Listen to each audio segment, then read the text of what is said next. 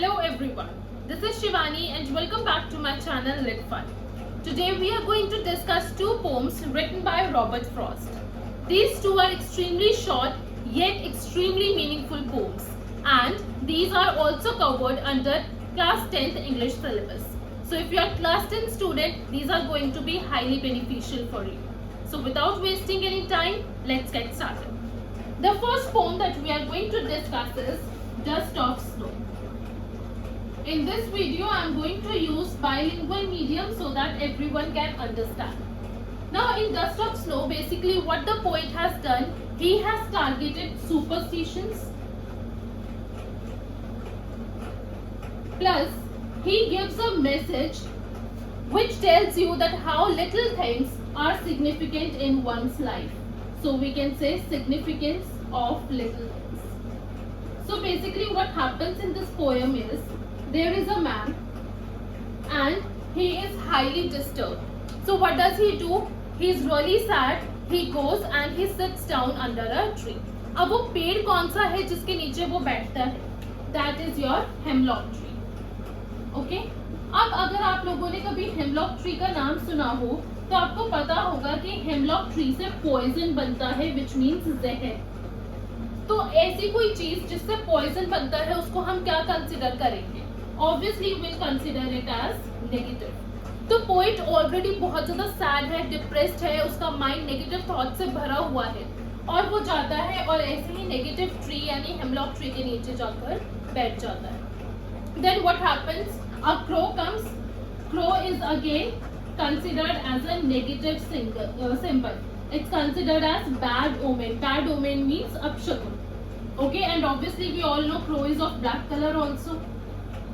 तो अब जो क्रो है वो क्या करता है, जब वो हेमलॉक ट्री पर बैठता है तो हेमलॉक ट्री पर जो भी स्नो होती है वो उसको शेक करता है और थोड़ी सी जो स्नो है वो पोएट के शोल्डर्स पर आकर गिर जाती है और सिर्फ उस स्नो से जो पोएट है उसका पूरा मूड एकदम से रिफ्रेश हो जाता है एंड ही फील्स हैप्पी. यहाँ पर जो पोएट है वो ऑब्वियसली नेचर की ओर भी हिंट कर रहा है.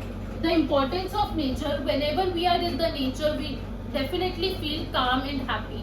आप लोग कभी पार्क में जाते होगे, इतनी ग्रीनरी देखकर you feel happy. And why do we go to hill stations? Because जो स्नो कवर्ड माउंटेन्स होते हैं वो हमें कामिंग इफेक्ट देते हैं. तो बस वो स्नो को देखकर जो बहुत ही छोटी सी चीज है, जो पोएट है उसका मूड ठीक हो जाता है और उसका बाकी का बचा हुआ दिन वेस्ट होने से बच जाता है. तो अगर हम इन दोनों को देखें, जैसे हम मैथ्स में भी पढ़ते हैं, नेगेटिव मेक्स अ पॉजिटिव. तो हेमलॉक और क्रो दोनों ही नेगेटिव सिंबल्स है, लेकिन यहाँ पर वो मीडियम बने हैं किसी को खुशी देने का. ठीक है, और हमारा यहाँ पर पॉजिटिव क्या है? स्नो. और स्नो वैसे भी व्हाइट कलर की होती है which is a symbol of calmness and purity. तो आप लिख सकते हो पीस एंड प्योरिटी. ऑलराइट. इसके अलावा जो पोएट है उसने पोएम का नाम ही क्या रखा है? Dust of snow. डस्ट को भी हम क्या मानते हैं? बहुत ही इनसिग्निफिकेंट, एकदम की वेस्ट है, किसी काम का नहीं है डस्ट. लेकिन यहाँ पर वो छोटे से जो स्नो के पार्टिकल्स थे उसको पोएट ने डस्ट ऑफ स्नो कहा है और वो छोटे से पार्टिकल्स ही उस इंसान को बहुत ज्यादा खुशी दे जाते हैं. So you can get a question like small things gives great happiness और small acts of kindness means a lot. Elaborate with reference to dust of snow.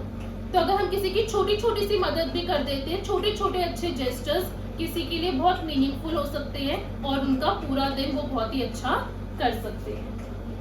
So that is it. This is the dust of snow. I hope it's clear to you. And now let's move on to the second poem. The second poem that we are going to discuss is Fire and Ice. I have also uploaded a short of that video, and in this video we are going to discuss it in detail.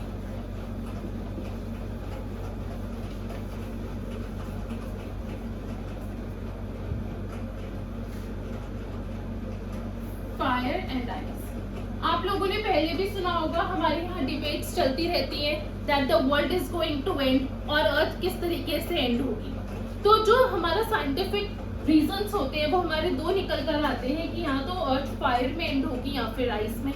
Fire means as you can see there are lot of global warming that is happening. ठीक है, then there are volcanic eruptions then the sun is getting hotter and hotter. तो जो कुछ opinion है वो ये है कि जो धरती है वो गर्मी की वजह से, फायर की वजह से एंड होगी. Whereas some people say that the sun will completely get exhausted and again we will have an ice age. सन की कोई रोशनी नहीं होगी, हर तरफ बर्फ ही बर्फ होगी और जो लाइफ है वो एंड हो जाएगी. पर यहाँ पोएट क्या कहना चाह रहा है? पोएट यहाँ पर सिंबॉलिज्म यूज कर रहा है, मतलब वो आपको सिंबॉलिक मीनिंग दे रहा है. जो फायर है उसका क्या मतलब है? उसका मतलब है anger, lust, greed, desire. Lust का ही हम एक सिनोनिम ले सकते हैं, that is average.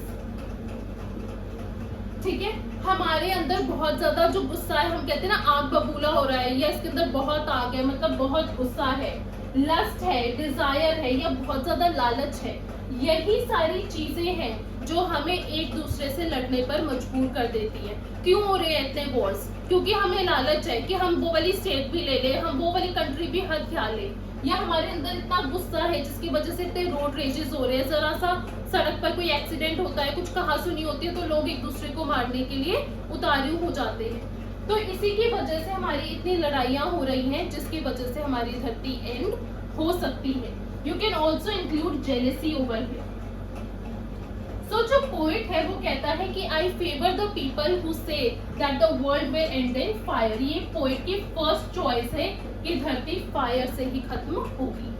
But then he says कि अगर धरती को 2 बार खत्म होना है तो ice can also do the work. Ice का मतलब, आइस क्या होती है? कोल्ड. तो coldness, rigidity, indifference and hatred, ये है आइस की मीनिंग्स. क्या मतलब है इनका? कोल्डनेस मतलब हमारे अंदर कोई इमोशंस नहीं है, हमें किसी के लिए बुरा नहीं लग रहा, हमें किसी की सिंपैथी नहीं है. रिजिडिटी, हम अपने उस पे अड़े हुए हैं, हम दूसरे का पॉइंट ऑफ व्यू समझने के लिए तैयार ही नहीं है, अपने आप को मोल्ड करने के लिए तैयार नहीं है कि अगर उस इंसान से नहीं हो रहा है तो हम अपने वेज थोड़े से मोल्ड करके उस इंसान की हेल्प करते. नहीं, we are not ready to accept anyone's point of view.